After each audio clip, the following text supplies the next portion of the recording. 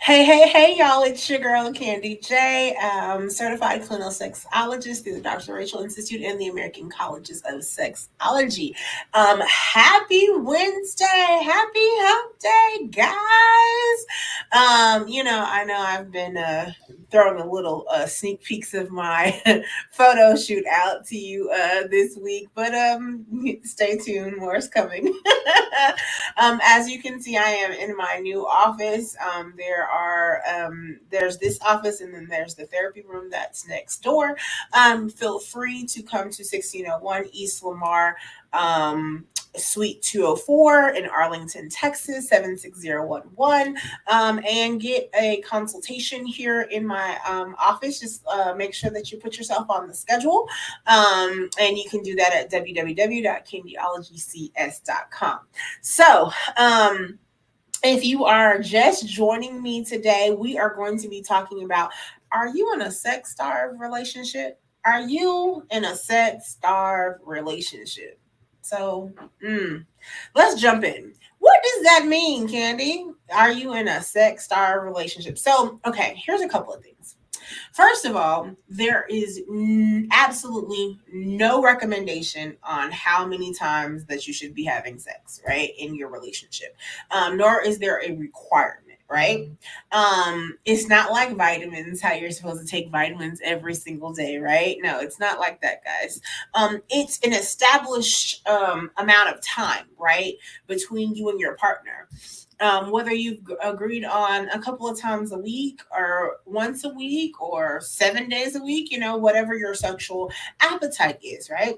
And so, but sex starved relationship is about the fallout that occurs when your spouse is deeply unhappy, or your significant other is deeply unhappy with your his or her sexual relationship, and the happiness is ignored and it's minimized or dismissed. So let that sit in for a second. Whether you have a low sex drive or you have a high sex drive, whether you're on either end of the spectrum and you have been ignoring the desires and the wants and the needs of your partner, that's a problem. That means you're in a sex starved relationship. And so it disintegrates the relationship, the marriage, whatever you're in, right? And sex is an extremely important part of a relationship or a marriage. And so, how in the world can you ignore the other person? Whether you have a low or a high sex drive, you can't ignore the wants and needs and desires of the other person. So here's a couple of things why sex is so important, right? It builds a connection physically, spiritually, emotionally, mentally. Okay? So intimacy, a lot of times people forget that intimacy is not sex, but intimacy can lead to sex. Intimacy is what you do in every other room, right? I talk about in one of my courses, I talk about love languages. And if you're not familiar with the 5 love languages, then definitely go to 5lovelanguages.com and take the test. Okay. So there are 5 different love languages. Gifts, quality time, words of affirmation, acts of service, and what's the other one? That physical touch. And so, depending on where you are in that spectrum, is where your intimacy lies. And using those things for intimacy in your relationship is very important. And this is not what this live is about right now. So, if you don't know what they are, definitely go research them. But sex is so important because it builds a connection, a physical, spiritual, emotional, mental connection. Okay. It builds a closeness, a sense of partnership. Okay. And it's a tie that bonds you guys together. If you're married, most likely you got married because you were in a friendship with that person. You build a closeness with that person. That person became your best friend and your lover. And so we got to go back to the beginning of how things were. We need to rekindle things, right? But if sex has gone from twice a week to maybe one time a month,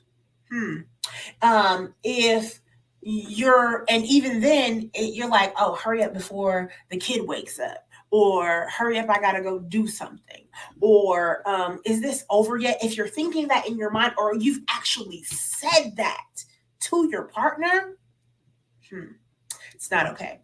1 out of 3 couples struggle with low sexual drive. 1 out of 3. Okay. And so 20% of married couples have sex fewer times than 10 times a year. I'm throwing out statistics to you because like I said, sex is so very important. And so I'm looking at my notes right now, right? And one of the things that I've written down is if you don't build that sexual relationship and that intimate relationship with your partner, your marriage becomes mechanical. Your friendships evaporate. Anger bubbles up to the surface. There's all kinds of misunderstandings, and an emotional divorce is inevitable. I didn't say a physical divorce. I said an emotional divorce is inevitable. And so this is just part one to this talk about a sex starved relationship. But if you've thought about any of these things, I just gave you the benefits of having sex in your relationship, and then I gave you some of the consequences of not being intimate or having sex in your relationship. And so part two tomorrow is going to be talking about low sex drive and high sex drive, and the signs of all of these things, and how to fix some of those things. I'm going to give you a few tips. But right now, I just want you to think about the possible fallout if you are not addressing your partner's wants and needs. And so tip tonight is, baby, what do you need from me sexually? What do you need from me with intimacy? What does intimacy look like for you? Go home. Don't send a text message. You can do FaceTime if you're away from your spouse. FaceTime, WhatsApp, all of those things that you can actually see their facial expressions. But have this conversation. What do you need from me sexually? Go home and have that conversation. And keep in mind, you have to create a safe space to have this conversation. This is without judgment. This is without criticism.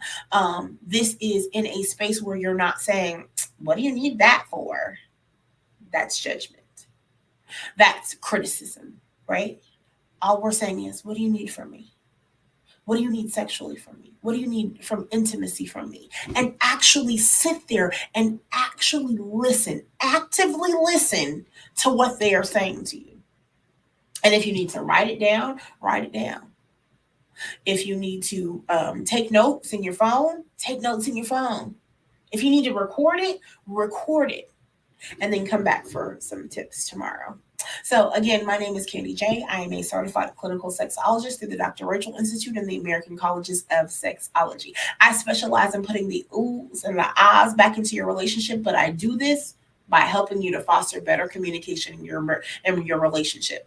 I specialize in infidelity, dating after life after infidelity, dating after divorce, sex education for all ages, postpartum depression, and educating about a postpartum depression and dealing with those emotions, emotional intelligence versus just regular intelligence, EQ versus IQ, right? So, anyways, tune in tomorrow for a few tips about low sex drive and high sex drive and how we can combat that and what feelings may be arising because you're not addressing those sex starved relationships. I will see you tomorrow. Have a great day.